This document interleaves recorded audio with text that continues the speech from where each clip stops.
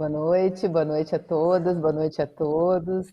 É uma alegria enorme podermos comemorar o Dia da Defensoria Pública junto com os nossos servidores pela primeira vez na nossa história, junto com os colegas aqui que representam fisicamente, colegas todos que estão virtualmente conosco.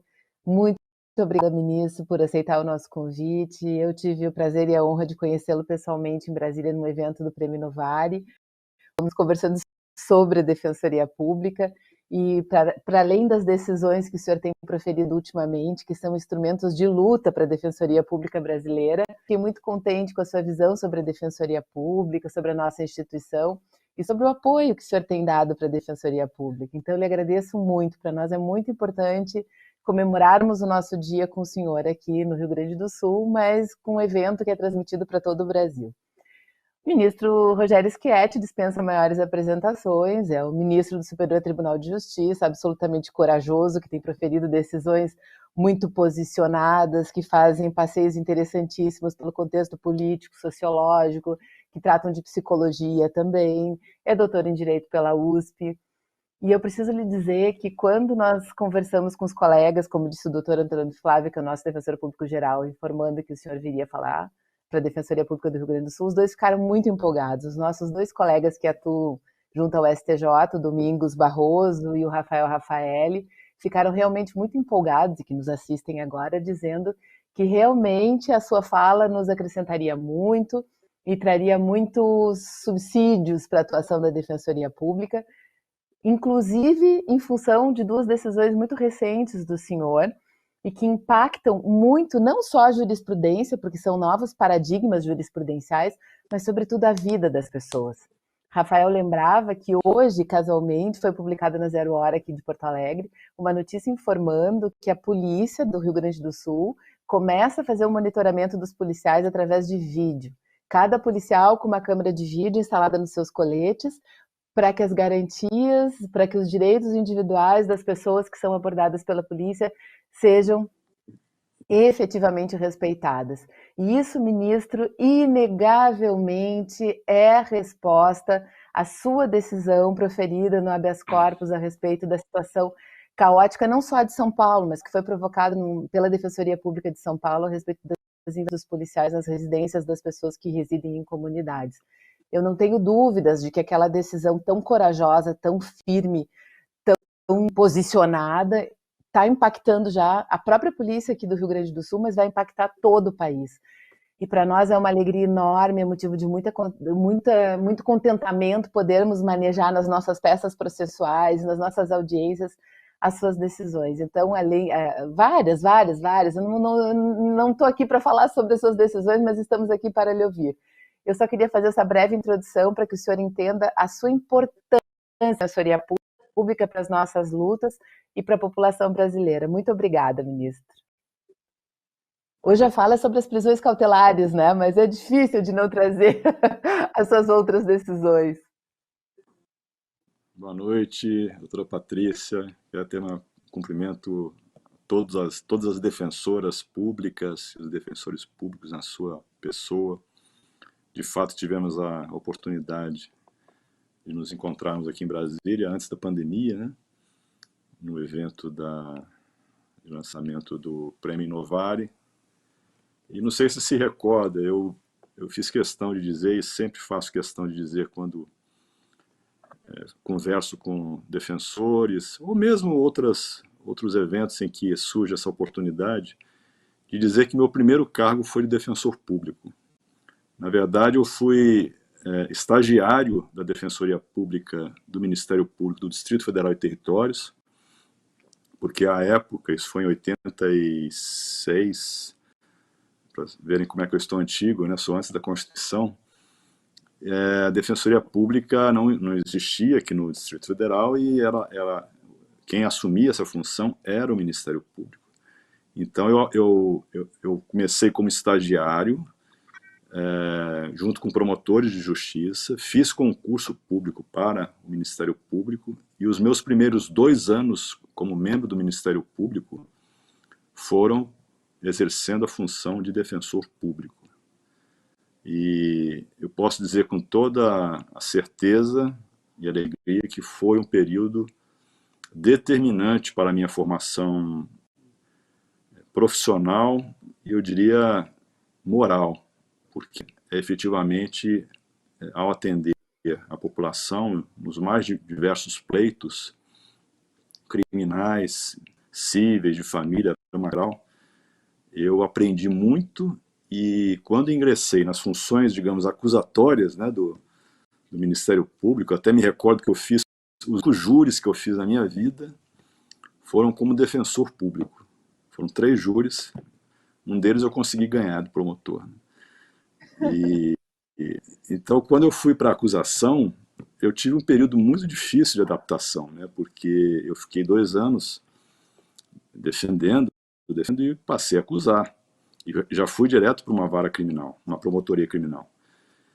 Então eu acho que isso foi, como eu disse no início, determinante para que eu tivesse uma visão mais holística, né, do processo penal, uma visão mais próxima da realidade, porque não é sempre que um profissional do direito, seja como promotor, como juiz, não é o caso do defensor, mas o promotor e o juiz, mais ainda o juiz, costumam ficar um pouco distantes, né, da realidade. Porque o contato que se tem com as partes é em audiência. E aí é um ambiente formal, é um ambiente em que a atividade toda é direcionada à produção de provas, com regras, com limites, com tempo, né? E, então isso nos distancia um pouco do mundo real. E, portanto, essa experiência como defensor público esteja certa de que foi algo extremamente importante para a minha formação. Desde então, segui na carreira do Ministério Público. Hoje, já faz 8 anos, estou na magistratura, né? Plenamente realizado, mas consciente de que esta passagem pelos 2 polos da relação processual forjaram um juiz, talvez com uma habilidade a mais de compreender os 2 lados, né? Porque essa é o grande dilema, a grande dificuldade do juiz. Porque se o Ministério Público, de um defensor público ou advogado de outro, trazem versões parciais, ou não necessariamente já com a direção fixa em um objeto final da ação penal, mas são visões parciais, são visões que naturalmente retratam né, uma tese, e o juiz tem que ser capaz de primeiro ouvir atentamente essas 2 versões, ponderar a partir das provas produzidas, usar o seu conhecimento jurídico, ter a sensibilidade para perceber detalhes, né, das que muitas vezes podem passar despercebidas, alguma intuição, né, e eu digo para mim que isso sempre é muito importante, e claro, fundamentar devidamente, né, com argumentos sólidos, jurídicos, a sua decisão. E falando nisso, talvez a decisão mais difícil para um juiz não seja nem sentenciar, seja prender, porque a prisão de alguém representa uma série de consequências. É claro que ela há de ser uma decisão que há de ser tomada quando necessário, e são muitos os casos, né? O Brasil, infelizmente, é um país violento, um país de violência elevadíssimos. Nós temos cerca de 10% de todos os homicídios do mundo. Outros crimes também graves, né? Crimes contra a liberdade sexual, de crianças, de adolescentes, de mulheres. Temos muitos roubos, tráfico de drogas, e isso realmente leva a um crescimento muito grande da população carcerária. Quando se fala que nós temos a 3ª população carcerária do mundo, de fato não é um motivo para nos orgulharmos, mas há de se compreender que no Brasil os índices de criminalidade são elevadíssimos.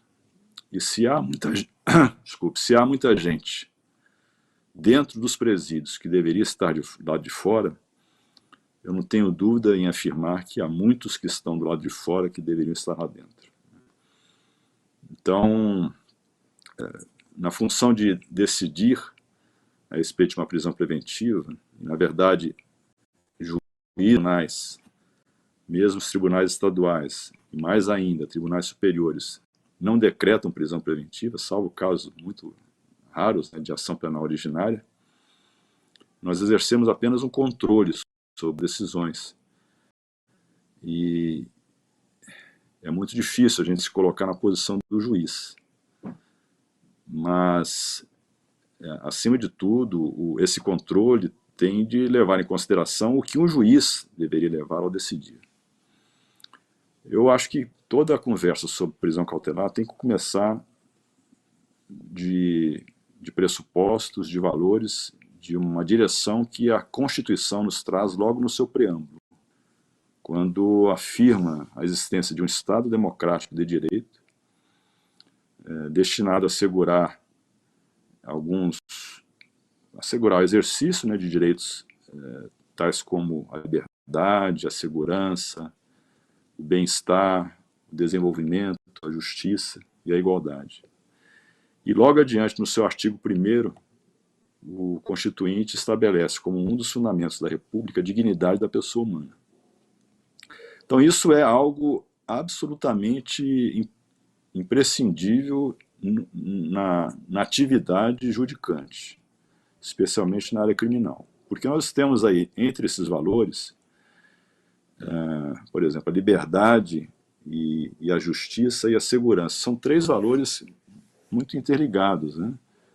Não é possível realizar a justiça sem ter em consideração a necessidade, de um lado, de proteger a sociedade contra ataques à sua liberdade, né, ou a bens jurídicos que são protegidos, e, por outro lado, a necessidade de proteção da liberdade humana, que é algo inerente à natureza humana.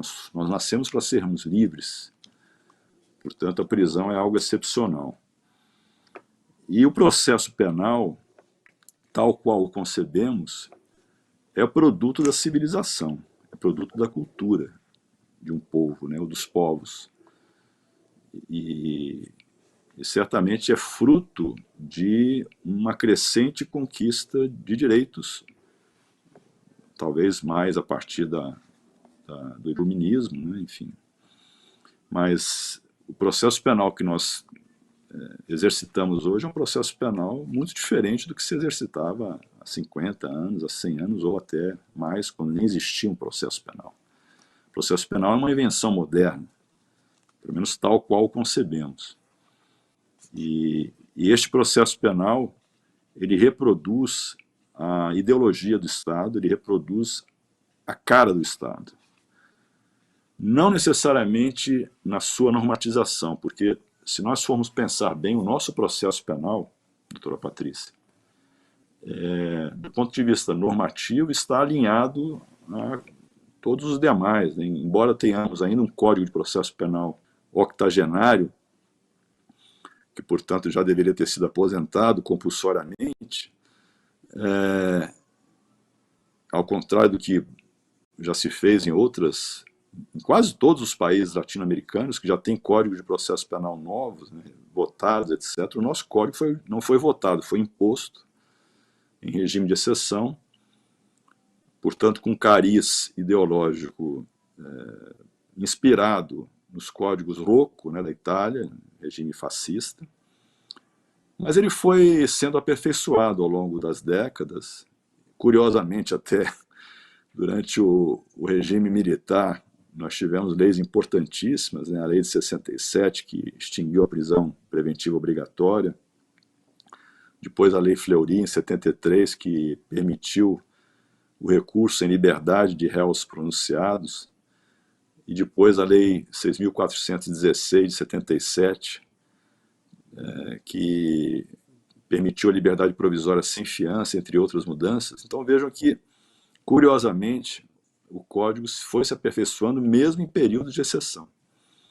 E após a Constituição tivemos aí algumas leis importantes, né, entre as quais a lei que instituiu novos procedimentos em 2008, a Lei 11.719, e a Lei 12.403, que trata especificamente das medidas cautelares. Então essas alterações foram dotando o nosso processo penal de um cunho um pouco mais moderno, um pouco mais civilizado, e hoje, do ponto de vista, repito, dogmático, normativo, não existe tanta distância entre a Constituição e o processo penal, o Código de Processo Penal. Lembrando que o direito constitucional e o direito processual penal são funcionalmente complementares. No que diz respeito às liberdades públicas, a Constituição se realiza, se densifica por meio de processos penais. E o processo penal não se realiza senão tendo como norte esses valores que eu mencionei, né, que estão no preâmbulo, e todo aquele rol de direitos e garantias ali do artigo 5º do nosso Bill of Rights. E é este processo que precisa ser implementado. E aí que entra a dificuldade, né, porque ele é implementado por seres humanos. Né, todos aqueles que atuam na persecução penal, desde o policial militar na rua que prende, ou, como mencionado, que invade uma residência sem justa causa, dada suspeita, a partir de uma mera denúncia anônima, geralmente fazendo isso em comunidades carentes, comunidades que são invisíveis socialmente, vilipendiando o que há de mais sagrado, que é a indevasabilidade do lar, a intimidade que todos nós prezamos e da qual não podemos jamais abrir mão, que é a intimidade de você poder estar dentro da sua casa, com seus filhos, com seus parceiros, seus pais, enfim, seguro de que ninguém vai ali ingressar, a não ser em situações muito excepcionais que a Constituição prevê. Então já começa com um policial militar que faz essa abordagem, nem sempre observando o que determina os próprios regulamentos da Polícia Militar, e mais ainda a Constituição e as leis.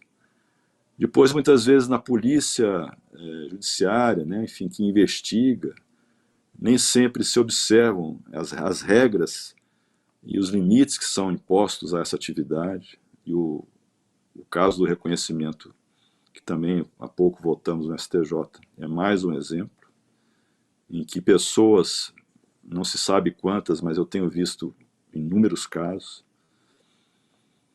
são condenadas simplesmente porque alguém olhou um álbum de fotografias, de imagens extraídas ou de prontuários já existentes na polícia, ou de redes sociais, fotografias estáticas, evidentemente, que em algumas situações, fotografias exibidas já com a sugestão de que talvez seja o suspeito, o autor do fato. E, enfim, isso cria uma distância enorme entre o mundo do dever ser, das normas, o que está nos livros, o que está na academia, aquilo que se deseja como o ideal para um processo penal, e o mundo real, o mundo que nós praticamos, o mundo que afeta as pessoas que estão aí, inocentes ou culpados. E essa cara do Estado brasileiro, infelizmente, é uma cara de duas faces. Nós temos um Estado brasileiro que respeita as garantias, é um Estado democrático de direito, e talvez nós aqui sejamos pessoas que temos essa proteção. Eu, pelo menos, posso dizer que nunca fui vítima de um abuso de poder, grave, né, claro, porque nós temos recursos, nós vivemos em certos locais, temos uma educação, temos poder, e não somos sujeitos passivos desses abusos. E, de outro lado, temos uma população que vive no estado policial, no sentido de um Estado que tem as suas próprias regras, regras utilitaristas, regras que, em última análise, estão à procura de resultados, que quase sempre são resultados alcançados com operações das quais resultam prisões ou, eventualmente, até mortes, né, como tivemos recentemente mais um no Rio de Janeiro. Então, lembrando Klaus Roxin, o processo penal é o sismógrafo da Constituição. É o processo penal que evidencia que Estado está a lidar, né? Com que tipo de Estado se está a lidar. O Figueiredo Dias também tem uma frase que eu gosto de citar, que ele diz: diz-me como tratas o arguido, dir-te-ei o processo que tens e o Estado que o instituiu. Então, quando a gente vai falar de prisão cautelar, eu acabei de mencionar uma palavra: diz-me como tratas o arguido. Porque todo o sistema punitivo gira, até alguns autores colocam como o princípio mais importante do processo penal, que é a presunção de inocência, né, o princípio da inocência.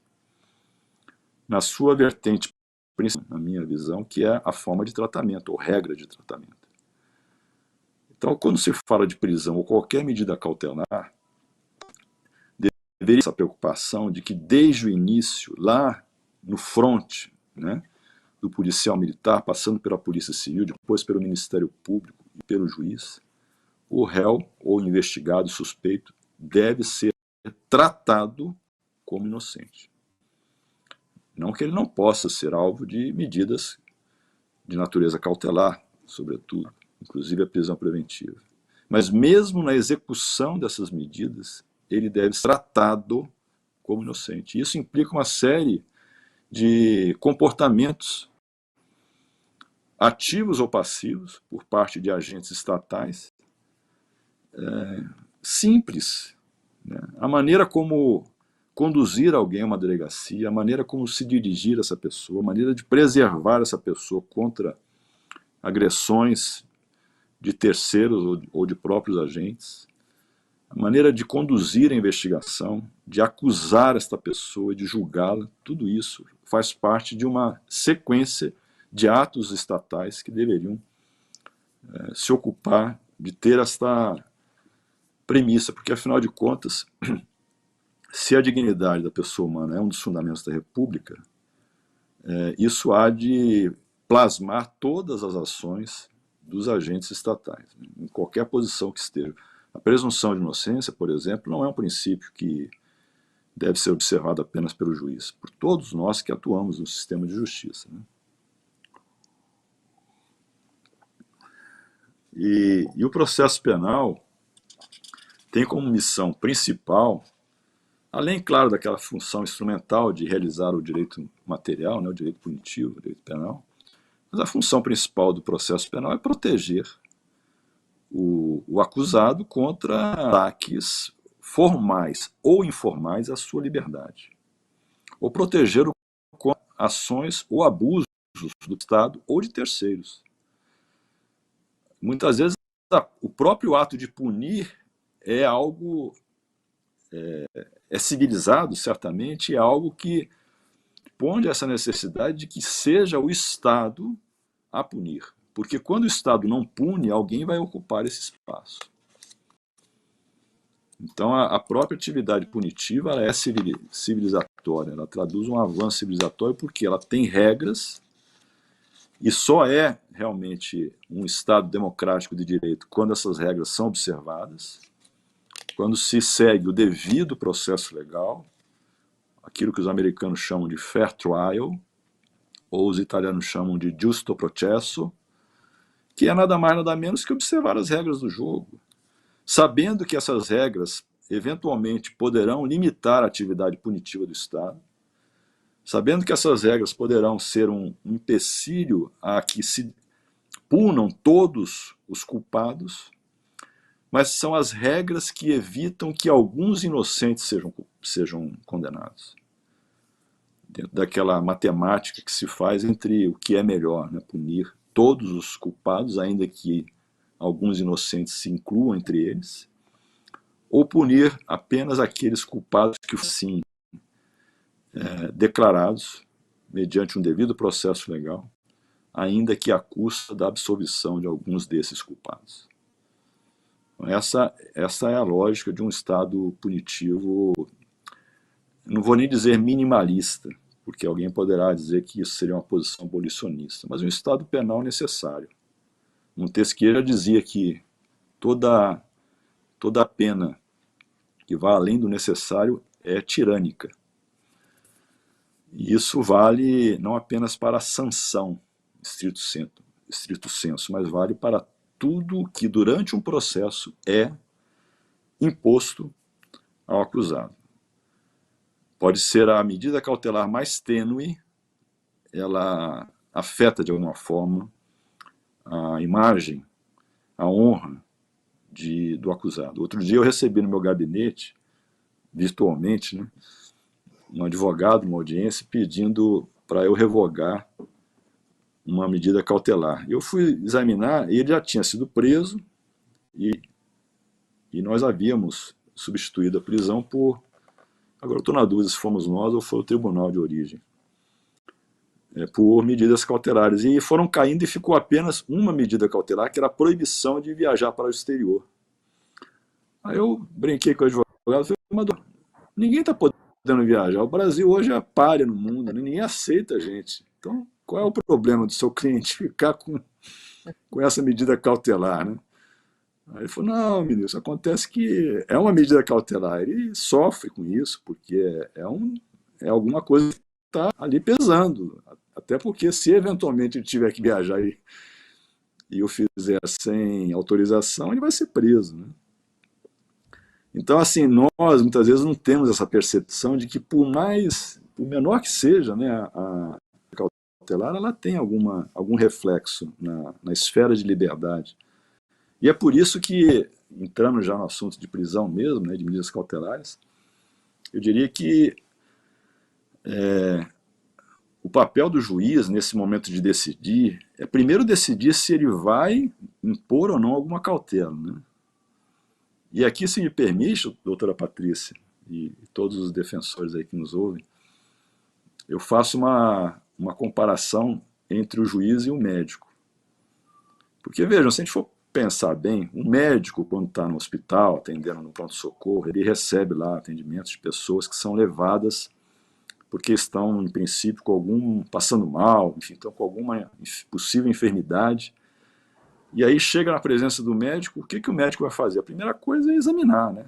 E fazer um diagnóstico, se possível. Se ele achar nesse diagnóstico que a pessoa não tem nada, que foi um mero mal súbito que ela teve, já está plenamente recuperada, não está mais... A sua situação não representa nenhum risco, né, para ela ou para terceiros, se for um problema psiquiátrico, por exemplo, ele simplesmente vai mandá-la de volta para casa. Ó, vai lá, fica descansando, né, não apronta mais, não bebe muito, tá, não sai, não aglomera. Agora, ele pode elaborar um diagnóstico e constatar que realmente esta pessoa tem alguma enfermidade, que pode ser passageira, pode ser duradoura, crônica, uma crise, enfim. E aí ele vai ter que medicá-la, ou vai ter que tomar alguma providência de natureza médica, que pode ser desde um simples analgésico e mandá-la de volta para casa, ou um antibiótico, tarja preta, sei lá, ou até algo mais extremo, que é interná-la e submetê-la a uma cirurgia, né? Então vejam, o juiz é mais ou menos assim, quando ele recebe um pedido de prisão preventiva, numa audiência, por exemplo, de custódia.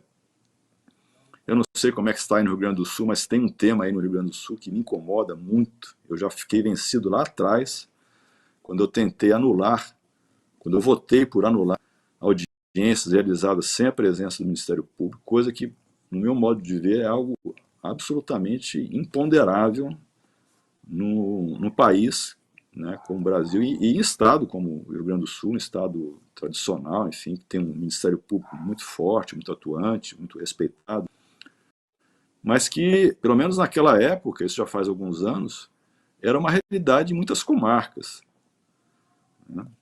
Não sei como é que está hoje, porque eu continuo com isso na cabeça. Eu acho que ainda precisamos rever essa jurisprudência. Mas como eu sigo a jurisprudência, eu, por enquanto, vou me conformando em, às vezes, registrar minha posição, minha divergente. Mas, enfim, quando numa audiência de custódia se espera estejam presentes o representante do Ministério Público, o defensor público, o advogado e o juiz, o réu está... O autuado é trazido preso, né, para essa audiência, o juiz vai, naquele exame muito superficial, fazer um diagnóstico da situação.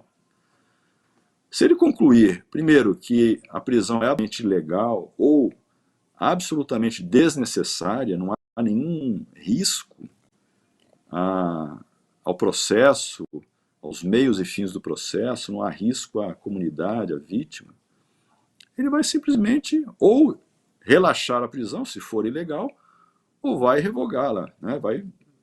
Não vai converter essa prisão em medidas cautelares. Porque o paciente, no caso, não precisa de nenhum medicamento.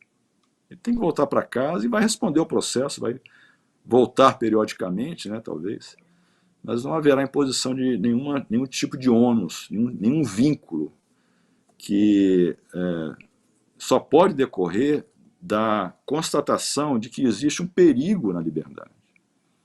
Primeiro, claro, o pressuposto básico, que é a presença da justa causa, né, da materialidade e autoria. E mais do que isso, a análise sobre a necessidade de alguma cautela, necessidade do medicamento. E só a partir disso é que o juiz vai escolher qual ou quais das providências ou das medidas cautelares que a legislação, desde 2011, portanto já há 10 anos, coloca no seu cardápio, né, de possíveis escolhas, qual delas ou quais delas ele vai efetivamente impor. E é nesse ponto, acredito que os defensores todos concordam, é nesse ponto que nós ainda temos muito a caminhar, né, porque foi feito um estudo, eu tenho que recuperar isso, porque hoje eu ainda tive uma outra intervenção aí no Rio Grande do Sul. Aliás, essa semana eu participei de 3 eventos aí no Rio Grande do Sul, estou quase me considerando um gaúcho, né? Eu participei de 3 eventos já essa semana. Um do Tribunal de Justiça, com o Dr. Jaime Weingartner. Hoje cedo, no curso que é coordenado, né, por um defensor público, acho que não mais, Dr. Caio Paiva e Dr. Vinícius Vasconcelos. E agora este, né? Então, veja, no mesmo dia eu estou 2 vezes no Rio Grande do Sul. E eu não sei nem por que eu disse isso, deixa eu pensar aqui.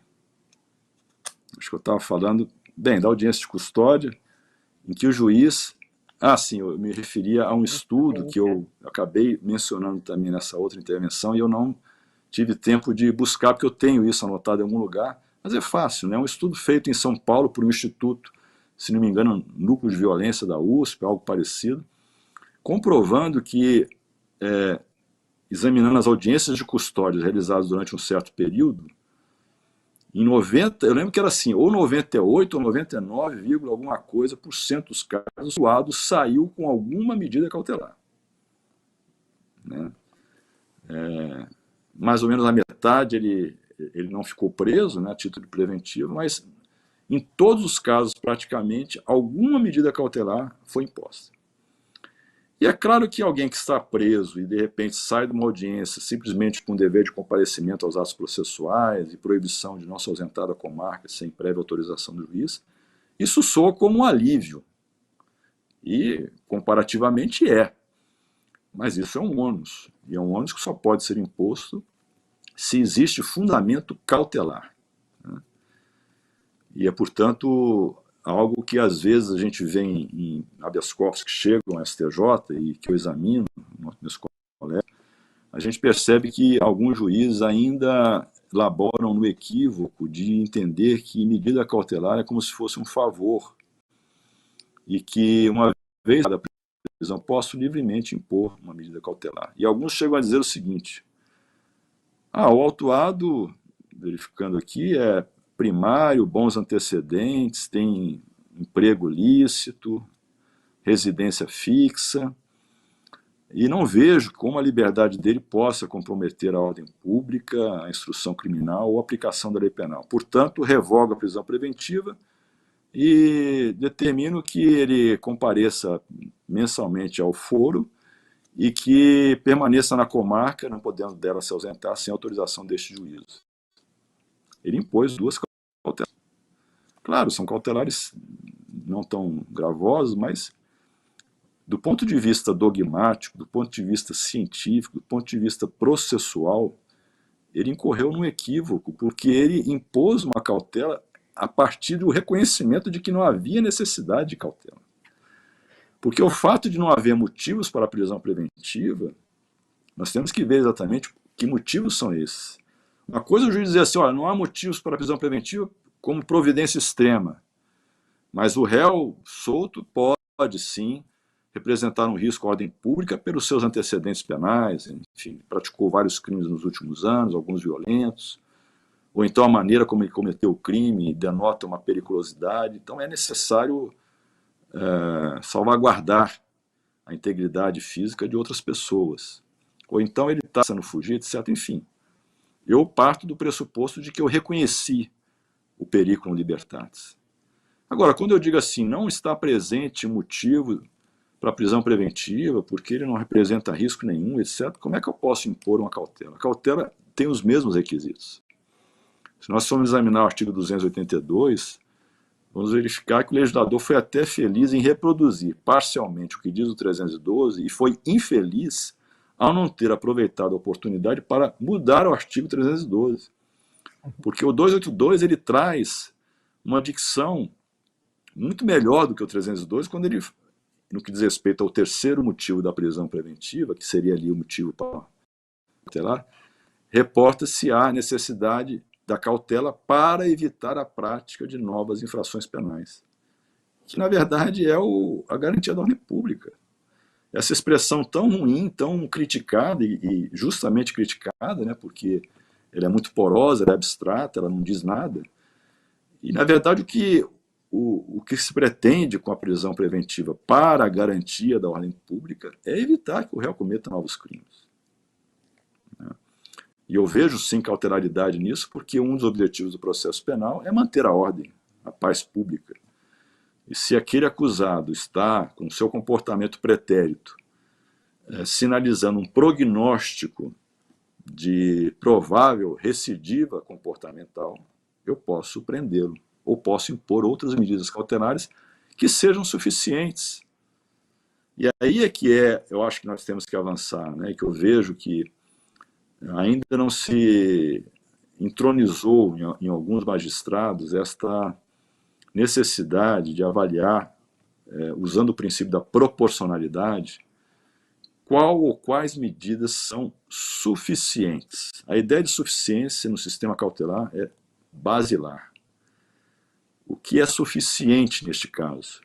Eu preciso da prisão? A prisão é idônea para todos os casos, porque ela resolve a situação. Eu privo a pessoa de liberdade, eu evito que ela fuja, que ela perturbe a prova, ou que ela cometa novos crimes. Mas a ideia é justamente de atentarmos para outras possibilidades que sejam tão idôneas, mas com uma carga coercitiva muito menor, com uma invasão da esfera de liberdade muito menor. E é isso que eu acho que precisa avançar, né? Nós temos que falar um pouquinho da pandemia.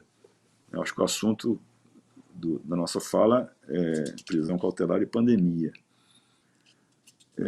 E aí é difícil, porque esse é um assunto que a gente poderia conversar há muito tempo, né? Porque a pandemia talvez nos tenha forçado a um olhar diferenciado sobre o sistema punitivo. Eu diria que é um olhar diferenciado que não é suficiente, claro, para mudar radicalmente essa realidade, né? Isso demanda muito tempo. O fato é que temos um sistema muito precário, né? Um sistema penitenciário muito precário. Nós temos penitenciários aí no Rio Grande do Sul, eu sei que há uma penitenciária em especial que, enfim, não é motivo nenhum de orgulho, né? Pelo contrário, nós temos outras no Brasil que são verdadeiros cemitérios, né, de pessoas, depósitos. Não podia ser assim, né? Então, a rigor, assim, se nós fôssemos cumprir estritamente a lei, fôssemos agir by the book, né, como chama, a gente ia ter que soltar todo mundo. Porque a distância, o gap entre o modelo normativo, tanto da Constituição quanto da lei de execuções penais, e o que se realiza na prática é enorme. Então, esse reconhecimento do estado de coisas inconstitucional é uma declaração forte, né, feita numa DPF, já julgada há alguns anos, no Supremo, usando uma doutrina, uma terminologia originalmente empregada pela Corte da Colômbia, né, a Corte Constitucional da Colômbia, mas que na prática eu diria que não teve assim tanta repercussão, né? É claro que ela é referência jurisprudencial, é sempre motivo de reflexões, mas sim, nós reconhecemos que o sistema penitenciário é um estado de coisas. E aí, o que fizemos? O que o Poder Executivo fez? Nacional, né, União e os estados. Nós temos boas ativas, claro, mas ainda sofremos um déficit de execução muito grande, né, uma violação sistemática de direitos humanos, uma violação de direitos que não poderiam ser violados, porque o direito que se suprime com uma prisão é a liberdade. E mesmo assim, sem sacrificar a dignidade da pessoa humana. É possível tratarmos pessoas presas com dignidade. E nós não tratamos pessoas presas com dignidade nem quando isso é realizado provisoriamente. Muitas vezes até o preso provisório é muito pior tratado do que o preso em definitivo. Já no uso das algemas, já no uso da condução desse preso à delegacia. Eu dei o exemplo até hoje, que é um exemplo que eu sempre dou, até escrevi na época sobre isso. Não sei se recorda daquele caso famoso aqui em Goiás, do líder religioso João de Deus, que foi preso, né, enfim, com todas aquelas acusações, né, inacreditáveis, enfim, gravíssimas.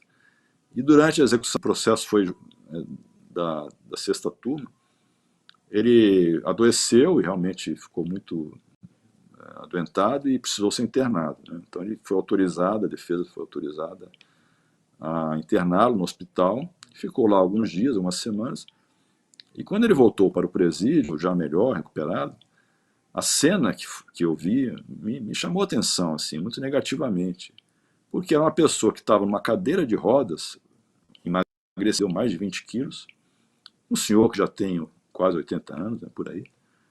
Ele, na saída do hospital, tinha um camburão, já com a mala aberta, tinha 5 ou 6 policiais com fuzis empunhados, e os policiais conduzindo esse cidadão e colocaram-no na mala, praticamente ajoelhado, a pessoa que estava saindo de um hospital. Eu me pergunto, por que isso? Por que nós não podemos conduzir um preso sentado no banco de trás da viatura, como qualquer país civilizado? Por que nós precisamos jogá-lo como um saco de batatas, batendo de um lado para o outro no percurso para a delegacia ou para o fórum? Então há uma certa crueldade, né, íncita no sistema que não deveria ser tolerada. Eu sei que as leis já determinam que a condução deve ser feita de outro modo, mas isso acontece ainda, né? Ou exposição de presos à execração pública, né, em redes de TV, enfim, tudo isso. Então nós precisávamos ter um avanço civilizatório para diminuir essa distância do modelo para a realidade. Então a declaração de que nós temos um sistema, um estado de coisas inconstitucional é um primeiro passo. E até a própria resolução 62 faz esse reconhecimento e determina que os juízes, neste momento de pandemia, né, adotem um comportamento, primeiro em relação às prisões, de maior excepcionalidade ainda. Eu sempre lembro Hélio Tornag, que dizia que o juiz, ao examinar um pedido de prisão preventiva, deve ser prudente, deve ser avaro, dizer avaro, ao examinar um pedido de prisão preventiva, porque é uma medida realmente excepcional. E a recomendação 62 diz claramente isso, né? Quando no inciso 3º do artigo 4º, na linha C, fala que o juiz deve atentar para a máxima excepcionalidade de novas ordens de prisão preventiva. Em relação àqueles que já estão presos, a recomendação também traça algumas diretrizes e nós temos procurado observar, né? Claro que podemos cometer algumas injustiças, mas também não podemos entender, como alguns pretenderam, que se trata de uma carta branca, né? O fato de algum detento estar incluído normativamente num grupo de risco, por exemplo, sexagenários. Né? Houve pedidos de habeas corpus coletivos, e embora o STJ esteja aberto, né, e eu pessoalmente já até fui relator de um HC coletivo, acho que é um instrumento importante, mas nós não entendemos possível acatar, né, pedidos de HCs coletivos em situações que devem ser examinadas de fato individualmente, porque cada preso tem a sua singularidade, né, e cada presídio também tem a sua singularidade. É preciso examinar se, primeiro, essa doença, essa enfermidade, essa patologia do preso é algo que coloca a sua vida em risco, se ele está sendo medicado, se tem médico à disposição, se ele está numa unidade separada dos demais, se tem assistência, se ele pode ser conduzido a um hospital em caso de emergência. Como é que é a situação desse presídio? Quantas pessoas estão ali internadas? Há superpopulação? Há separação de presos? Né? Quais são as condições das celas? Então tudo isso tem que ser examinado, não dá para examinar isso em HC coletivo. Né? Então nós temos notado assim, um crescimento enorme no número de habeas corpus. Infelizmente, eu entrei em 2013 com 11 mil processos, consegui chegar a 4 mil e vi a partir de 2020 o crescimento novamente do meu acervo. Eu já estou em quase 6 mil. Tamanha quantidade de habeas corpus, todos eles com pedido de liminar, e a gente sabe que liminar e habeas corpus é algo excepcional, né? Mas enfim, isso sobrecarrega o judiciário, HCs repetidos, né? E HCs com pedidos que não podem ser atendidos, né? Muitas vezes contrários até à jurisprudência. Então a gente tem tentado observar, eu trago aqui alguns dados, só para que tenham uma ideia, em pesquisa da assessoria de inteligência artificial do STJ sobre as decisões proferidas em processos das classes habeas corpus e recursos em habeas corpus, publicados no ano de 2020, e que contivessem as palavras recomendação ou resolução e o número 62 próximo da palavra CNJ, ou que contivesse as palavras Covid, coronavírus ou pandemia, quer dizer, tudo que, né, costuma ter numa petição quando se trata de pedir a liberdade de quem está preso, neste momento, foram encontradas 24.637 decisões ou acórdãos proferidos em 22.368 processos distintos da terceira sessão, aqui nas quinta e sexta turmas. Desses 24 mil, dessas 24 mil decisões, 12 mil da quinta turma e 9.800 da sexta. E no tocante ao meu gabinete, que fui eu que pedi esse levantamento, de 2.109 decisões proferidas ao longo do ano, referentes a processos de habeas corpus e recursos em habeas corpus, com esses marcadores. Eu não recebo só isso não, tá, gente? Se eu receber só 2.100 HCs por ano, eu estava dando pulo de alegria. Mas com esses marcadores, então, dessas 2.109 decisões relativas a toda essa questão de Covid, 579 tiveram teor concessivo. Não significa também que foram por causa de uma alegada enfermidade. Muitas vezes é porque, mesmo sem pandemia, o resultado seria o mesmo, né? Houve uma ilegalidade. Mas, enfim, é difícil até aferir, né, concretamente quantos casos foram determinantes, a pandemia foi determinante para a concessão. E agora, segundo o levantamento do CNJ, publicou acho que ontem ou hoje isso, o número de mortos por Covid-19 no Brasil, em estabelecimentos prisionais, né, nós estamos aí já com, no geral, 430 mil, né, 31 mil hoje. Mas vejam, em estabelecimentos prisionais no Brasil, vou dizer que só tivemos, não vou usar só tivemos, mas comparativamente a 430 mil pessoas mortas, nós tivemos 505 óbitos no sistema penitenciário. 201 pessoas privadas de liberdade e 304 de servidores. Vejam que interessante. Nós tivemos mais mortos entre servidores, geralmente agentes penitenciários, do que entre presos. Eu estava pensando, o que é isso? Aí, hoje à tarde, eu concedi uma entrevista para uma jornalista e até passei esses dados e ela, na mesma hora, Mídia, isso deve ser porque o agente penitenciário está solto. Aí eu percebi que realmente, quer dizer, ele sai do presídio, vai para casa, enfim, tem contato com outras pessoas, né? E acaba que ele se expõe mais a riscos, né, em ambientes que não são tão precários, talvez, quanto um estabelecimento prisional, mas que são ambientes habitados por outras pessoas, que circulam, né, de ônibus, etc., que têm contato com o terceiro. Então, o número de mortos de agentes estatais é maior do que o número de presos. Mas eu queria só dizer assim, são 500 mortos no universo de 430 mil pessoas.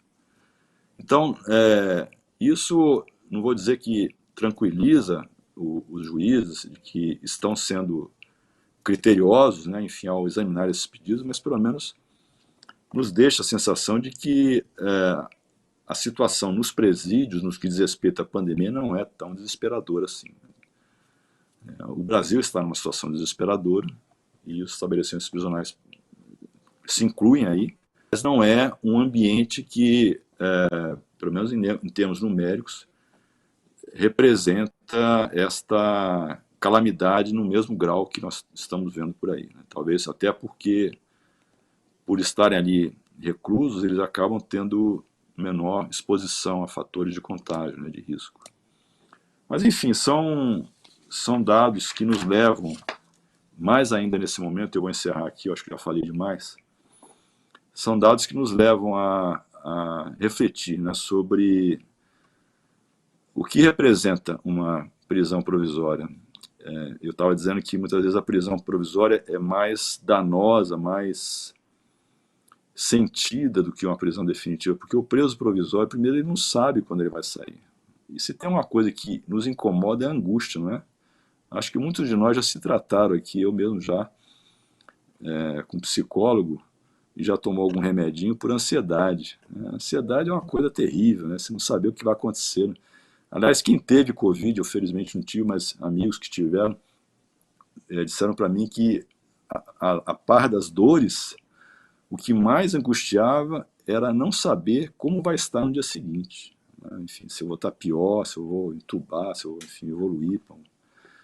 E, então, o preso provisório, acima de tudo, ele não sabe quando ele vai sair, né? O preso definitivo, tem lá 10 anos para cumprir, ele sabe que se trabalhar 3 dias, estudar, ler livros, etc., ele vai descontar e talvez bem menos do que aquilo, mas ele sabe que o máximo é aquilo. O preso provisório não. O preso provisório não tem direito a saídas temporárias, o preso provisório não tem direito a trabalho externo, ele não tem muitas vezes direito à visita, porque até que a situação dele seja regularizada, ele fica mais isolado, né? E ele está convivendo, muitas vezes, com pessoas que ainda não são do seu meio, né? São presos provisórios, muitas vezes são presos de marinheiros de primeira viagem, e já estão convivendo com pós-doutorados, né, em crimes violentos. E, então, assim, isso realmente deve ser sempre levado em conta pelos juízes no momento de decretar uma prisão. E quando for o caso de decretar, tudo bem, decrete, mas abra-se a possibilidade de rever o ato, né? Isso é que a reforma de 2019 que entrou em vigor em 2020, né, o pacote anticrime. Eu acho que a principal mudança, além de um reforço ao dever de motivação, exigindo uma motivação concreta, em fatos concretos, né, contemporâneos, né, e uma necessidade de observância dessas medidas cautelares no espectro de escolhas de um juiz neste momento. Mas uma das principais mudanças foi o dever de reavaliação periódica. Porque a pessoa é presa e é esquecida. Se não tem um defensor público, um advogado para postular, nós temos casos de vez em quando aí que não dá nem para acreditar, pessoas presas há anos, às vezes sem acusação. Eu recebo HC no STJ de pessoas que estão há meses presas sem uma denúncia, né? E são largadas. Então, a lei espera que o juiz faça essa reavaliação periódica. É claro que a gente acaba sendo um pouco tolerante, né, com essas mudanças abruptas de rotinas judiciárias, que a gente compreende também a dificuldade que é para um juiz com um cartório, aí, uma vara com centenas de processos, sem estruturas, sem servidores. Para ele ter que reavaliar isso, ele nem sabe quais são os processos que estão vencendo aquele prazo de 90 dias. Então é por isso que a gente tem até, a nossa jurisprudência tem sido tolerante diante desses casos em que não houve a reapreciação ex officio por parte do juiz. Nós estamos concedendo a ordem apenas para que o juiz seja obrigado a decidir, né? Dando, digamos assim, uma chance para que ele mantenha a decisão, dizendo que os fundamentos são os mesmos, mas esperando que ele realmente refaça esse juízo de periculosidade, porque a decisão que decreta uma prisão preventiva é uma decisão tomada rebus sic stantibus, ela se sujeita a uma permanente reavaliação. E ela pode ter sido necessária naquele momento, por exemplo, para cessar aquele calor, né, ou a atividade criminosa, quando, por exemplo, se trata de uma organização criminosa, mas com o tempo não se mostra mais necessária, ou pelo menos pode ser convolada em outras medidas, né? Nós temos concedido muitos HCs em crimes contra a administração pública, prefeituras, né, enfim, fraudes à licitação, essa coisa toda que o Ministério Público, a polícia realizam um trabalho investigativo, apura, pede a prisão preventiva, é concedida e nós mantemos essa prisão. Mas depois de um certo tempo, nós percebemos que às vezes o prefeito já perdeu o mandato, já teve um outro prefeito eleito, ele já não tem ligação nenhuma com grupos que estão no poder, né? Não foi uma conduta tão alongada no tempo, foram episódios, né? Então, a prisão que foi necessária deixou de ser. É possível preservar os bens que estavam sob risco com outros meios, meios menos gravosos, né? Proporcionalmente menos gravosos. Então é isso, eu acho que, eu peço desculpas, eu não sei se eu não sabia nem o tempo que eu teria, mas acho que eu estou falando há mais de meia hora aqui. Mas eu estou à disposição, né, enfim, fico aqui à disposição para eventualmente debatermos algum subtópico aí relativo a esse tema ou outros que entendam necessário. Agradeço mais uma vez o convite, doutora Patrícia, um convite que eu não hesitei em aceitar, porque além de ser um prazer estar ao lado de colegas, enfim, pessoas que, ainda que numa outra carreira, mas também têm as mesmas preocupações, tem muito apreço para a Defensoria Pública e jamais recusaria um convite para estar com vocês aqui dialogando. Muito obrigado. Muito obrigada, ministro. Nós que agradecemos a sua presença e me chama muita atenção na sua fala justamente a utilização dessas palavras como angústia, humanidade, essa preocupação, todas elas aplicadas aos destinatários do sistema penal, né? Isso não deixa de ser quase que um giro epistemológico, né? Enxergarmos os réus como gente, por incrível que pareça, né? O senhor falou em evolução do sistema, e alguma coisa que a gente se debate muito aqui na Defensoria Pública é como a gente transforma os réus do sistema penal em pessoas no sistema penal. em pessoas que se angustiam, em pessoas que sofrem, em pessoas que qualquer tipo de limitação gera um impacto nas suas vidas, né? Isso para nós é muito importante, a gente poder ouvir isso de um ministro do STJ é realmente fundamental. E nós lhe agradecemos muito, por nós ficaríamos lhe ouvindo aqui por longas horas, porque é muito enriquecedor, e o senhor trouxe números muito provocativos, eu mesmo sou uma que vou atrás desses números agora, vou buscar refletir a respeito deles, porque me surpreenderam a questão do índice de mortalidade dos presos ser diferente dos agentes penitenciários e tudo mais, porque, enfim, várias questões me intrigaram, mas muito obrigada, ministro, por estar conosco nesse dia tão importante, que é o Dia Nacional da Defensoria Pública, nas nossas comemorações. E até uma próxima. Nós certamente lhe chamaremos de novo diante dessa sua receptividade e generosidade para com a Defensoria Pública. Muito obrigada. Com certeza. Eu acho À que não, eu sou o disposição. Eu último, que eu acho. agradeço.